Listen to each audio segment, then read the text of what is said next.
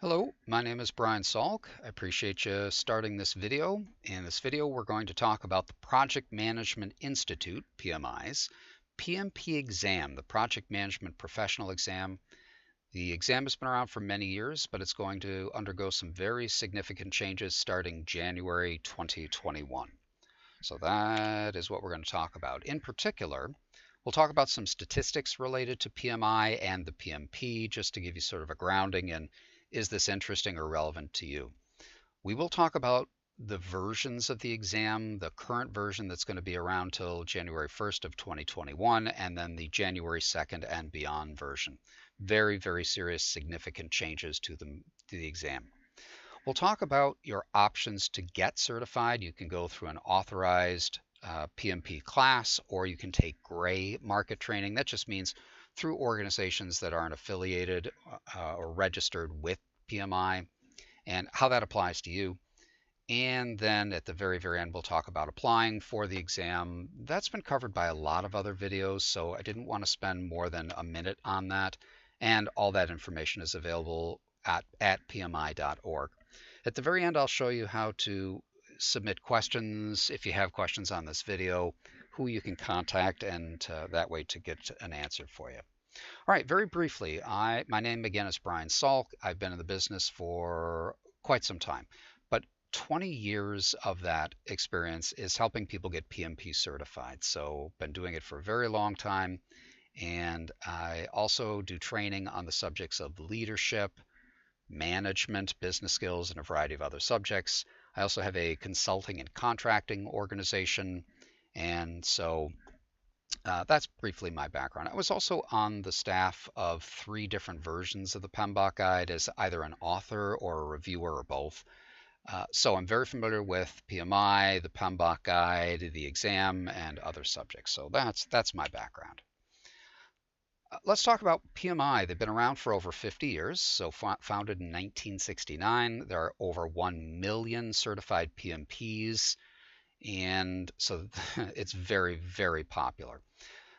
PMI does a lot of research on salaries, project management salaries, and what they found is that people who are certified as a PMP, according to the study, earn approximately 25% more than people with the same years of experience, same industry. They just don't have their PMP. So interesting studies. It's not, of course, not guaranteeing that if you get your PMP, you'll get a big raise, but there are those statistics that they are correlated. And to show you how popular this exam is and how much money it makes for PMI, in 2018, PMI earned $220 million of revenue for membership dues and exam fees. So PMP is by far their most popular certification, but through membership and exams, $220 million, and that was 2018. All right, let's talk about the content outline. So if you plan to take the exam up until January 1st, 2021, it is based on 5 domains. So the domains are initiating a project, planning it, executing the project, monitoring and controlling the project, and then closing the project. There's certainly more to it than that, but that's the subject of a 5-day class. So briefly, projects need to be initiated, and there are processes, best practices associated with initiating projects. Planning a project, same thing. There are best practices, there are tools, there are techniques that should be done that generally lead to more effective projects than if you don't. So the percentages on the exam, you can just see that those are listed. Now, the current exam is not just based on the PMBOK guide, the Project Management Body of Knowledge. The 6th edition is the current version. There is a 7th edition. Let's come back to that later. So PMI has said very clearly the PMP exam is not just a test of the PMBOK guide, but the PMBOK guide is recognized as a big input to the exam, and it is.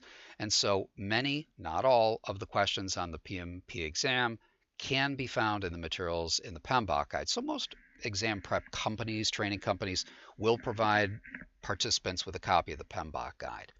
And so, again, this is not a perfect statement, but the exam tends to be very process oriented, which is fine. So their process is like initiating a project, you should create a charter, the sponsor should create a charter, and there are benefits to that. There's a process around that.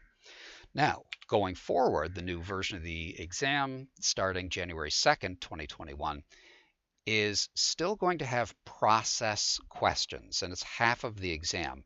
But now they're making a lot more material focus on things like people. So working with stakeholders, identifying stakeholders, resolving conflict with stakeholders, and just those types of partnerships and collaborations and um, interdependencies, so to speak. So people is 42% of the exam, and then you have this business environment, which is 8% of the exam. The point is, it's a lot less now on process than it used to be. And the test authors specifically are saying it's not just the PMBOK. And here we go. Even when the new PMBOK comes out, which is due in Q1 2021, at this moment in time, it's not even listed as a source of questions. So PMI is really trying to make it clear to get ready for this exam, you can't just get a PMBOK and think that you're going to be okay. They've never said that. But now, in my opinion, they're making it crystal clear. It's not just study the PMBOK, take the exam. So, oh, also, the exam questions are going to be split about 50-50 between quote unquote predictive project management versus agile project management. Now, that's a very long story. We don't have time for it in this video. But a predictive project is, I understand the business problem or opportunity behind this project. I can craft a solution that's well defined. That's a predictive project. Then you can just define the scope and the schedule and the cost and control it to the best of your ability. An agile project is very common. That's when you have less certainty. So if you're trying to design a product, you're not exactly sure what the customer needs. The customer's not sure what they need. There's maybe some turmoil in the business or the industry. So you have to have a more adaptive approach, and Agile has become Agile project management has been around for a million years, but Agile project, as far as a discipline and certifications, has become incredibly and increasingly popular over the last 20 years. So half-ish of the questions will be predictive model questions, where the other half will be Agile. That was, according to all rumor, not the case for the current edition of the exam that expires January 1st, 2021. All right, let's briefly talk about the new domains for the PMP exam. There are 3 domains. There are the domains of people, process, and business environments. We saw that on a preceding slide. So within the domain, so here's an example, we have the people domain. A project manager needs to do certain tasks. They have certain responsibilities that apply to the people domain. As one example, within the people domain, project managers need to manage conflict. It's very, very common. That's something that they need to do. As an enabler, a couple enablers for managing conflict, the enablers are the more finer details. So the project manager, an effective project manager, needs to interpret the source and stage of the conflict. So conflict can escalate through somewhat predictable phases or stages. And a project manager, an effective project manager, needs to be able to recommend the appropriate conflict resolution solution for that particular scenario. And there are models and theories behind that. So PMI bases all of their questions on sources of information, not just the PMBOK, but different authors have different perspectives, different theories. Anyway, there is a full-blown exam prep outline, an exam content outline. It's posted on PMI, so none of this is a secret, but this is the way of the new exam. Now, all questions on the new exam have to map to at least one enabler. Anyway, here's the reference list for the PMBOK guide, or I should say the PMP exam that goes live in January. The goal of this video is not to discuss all these, it's just to show you a few things. Number one, only 2 of the books on this list were actually authored by PMI. The balance of them were not. So the exam can pull from any of these books that they want to. And then there's this. The references listed here may only be part of what you find on the exam. So PMI says very clearly, even though these 10 books were used as sources, you never know where the test questions might be coming from, and they're not responsible. So, and even if you could memorize every word of every one of these books, they're saying it still shouldn't be viewed as we guarantee you'll pass the exam. So the PMP has always been a very, very difficult exam. I think if you were to interview 100 people, probably 98 or 99 of them would say, yeah, it was very challenging. Okay, so let's talk about how can you get ready for the exam. So you do have to get some training. That's been the case for many, many years. You have to get 35 hours, contact hours of training. You can go through an authorized PMI authorized organization. So today, and now when I'm making this video, it's September of 2020, there are 1,400 different firms identified as registered education providers. So they're registered through PMI, they had to apply, they have their materials reviewed, etc. That program will cease to exist at the end of this year, 2020.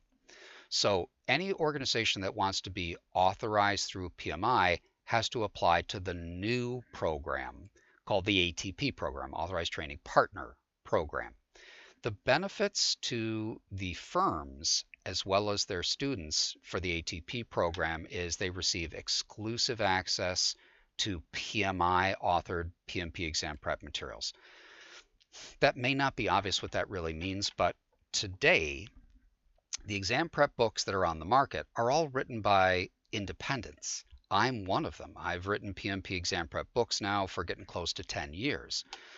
Every exam prep book that you find on the market is written by someone who isn't from PMI. And if they're too close to PMI, they're not allowed to write those books because it's a conflict of interest. They can't write the exam and then write the exam prep book. They just see that as conflict of interest, and I certainly understand that. That's not the way it's going to work starting in January of 2021. So the authorized training partners, those are organizations, they do receive access to the exam prep book written by PMI, and only ATPs will get that. Also, any instructor who's going to teach the PMP class has to be vetted by PMI. They have new requirements. So you have to submit kind of sort of your resume to PMI, or at least show your certifications. You also have to go through a train the trainer course. You have to take a test and pass that train the trainer course to be an authorized training partner instructor. So my organization is an authorized training partner, and I went through the training as an instructor, so I'm an ATP instructor. Now, the last point I give to you is just for you to be aware. The cost of becoming an ATP is now 300+% more expensive than it was a year ago. What I think that's going to do for most of the market is increase the cost for each student to become PMP certified, or at least go through the exam, to go through the training, those smaller organizations are going to have to increase their fees. At least that's what I assume will happen. All right, so as a candidate, should you go through authorized training or gray market? You do have the option. So authorized training, again, that's where you receive PMI authored materials and a PMI vetted instructor. So the research that PMI has done is they found that 4 out of 5 customers feel it's important to be taught PMI developed content. That's a lot. And 9 out of 10 really want their instructor to be approved by PMI. So that's why their new program, you have to be both. You have to use PMI materials, absolutely must use them, can't modify them, and you have to have an authorized instructor. So when you go to apply for the exam, they'll say, where'd you get your 35 hours, contact hours of training? If you say, I got it through an ATP, you're done. They'll just ask, okay, what ATP, what's their number, and when did you take the class? And at most, they'll ask for your certificate. But you're done. It's really pre-approved, so to speak.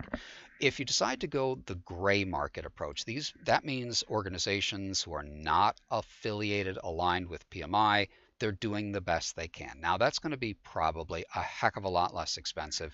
No shortage of books on places like Amazon for PMP exam prep, no shortage of videos that you can take on PMP training, which range anywhere from $50 to $500. However, the materials presented by those independents are best guesses at what's on the exam. And I'd ask you to believe me that when PMI says you need to be able to resolve conflict, okay, fine. Whose theory of conflict resolution? Who wrote that theory? If you don't know that as an author and you have to guess what theory, there are hundreds of theories of conflict resolution. Which book did PMI use when they wrote that question? So the gray market training is going to be people who are doing their best, but they're guessing at what's on the exam. And that's been the case for over 2 decades. Purportedly, that's not the point of PMI authorized training. PMI does know exactly what's on the exam. It's their exam, and they wrote the book to help you get ready. So I think if you take gray market training, it's a lot less expensive, a lot less rigorous, but it's higher risk. And with the exam being rather expensive, I feel that the whole market is going to go mainly towards this authorized training. But who knows? We'll know in a year or two. We can look back and through the rearview mirror. All right, that's just about it. So when you go to apply for the exam, again, hundreds of other websites talk about this in great detail. There's no real reason for us to go through that here. But if you navigate to pmi.org, they have a link on their menu for certification. The PMP is the one, obviously, that you click. And then on that page, you'll find the link to apply for the exam, plus a whole bunch of links for things like the handbook and the content outlines in great detail. So that's all very well done by PMI. All right, if you have questions and you're interested in the PMP, getting ramped up for the PMP, here's some contact information for you. Applied Technology Academy. They just reach out to them. There's the phone number and the owner's name, and as well as her email. And if you have specific questions on PMP prep, reference this video and my name, Brian Salk, and she'll be able to answer probably 90% of your questions right off the bat.